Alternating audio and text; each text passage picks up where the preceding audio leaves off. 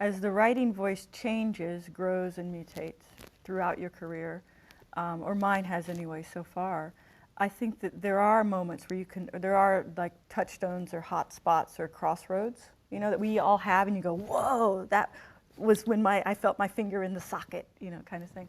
And for me, one of the early moments after, so I was writing this, you know, writing this play that James Baldwin told me to write, and the tricky thing is with these moments, sometimes we try to replicate them as writers, which might be good and might not be so good. But you look for that thing. That's when it's real, you think, when it's ringing like that. But yeah, when the first moment where there's writing, you know, when you're writing along on a typewriter or by hand or whatever, or a computer, and then there's when you're not writing at all, when you're actually hearing the voices and you're actually just taking dictation.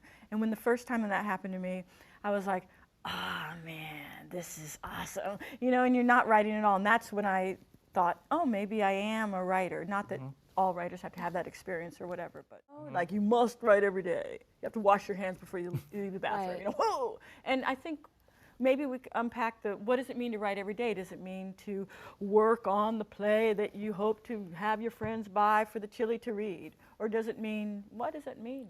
There's something about keeping your hand in as a writer, and if we lower our expectations about what writing every day means, it could include the notes on the BlackBerry or the iPhone, my personal thing, but you know, it can include those notes, it can include scribbling on the Post-it, it could include gazing at the title of your new play that's on the wall, you know, for 15 minutes.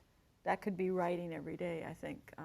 Get your play done or your book written or whatever, and you stimulate some kind of conversation, then you did get it right. Absolutely. And it's not, I mean, oftentimes, I mean, my students ask me, do you write with the audience in mind? You know, and I'd say, well, not really, because on any given day, on any given show, you've got a 1,000-seat house if you're lucky, and you can't, you know, you're not trying to read the minds of those 1,000 people, so you're not trying to serve 1,000 people you've never met. But folks who come to see those plays, and people who, you know, people who are, you know, build beautiful buildings and do construction work and all that, we're all representing.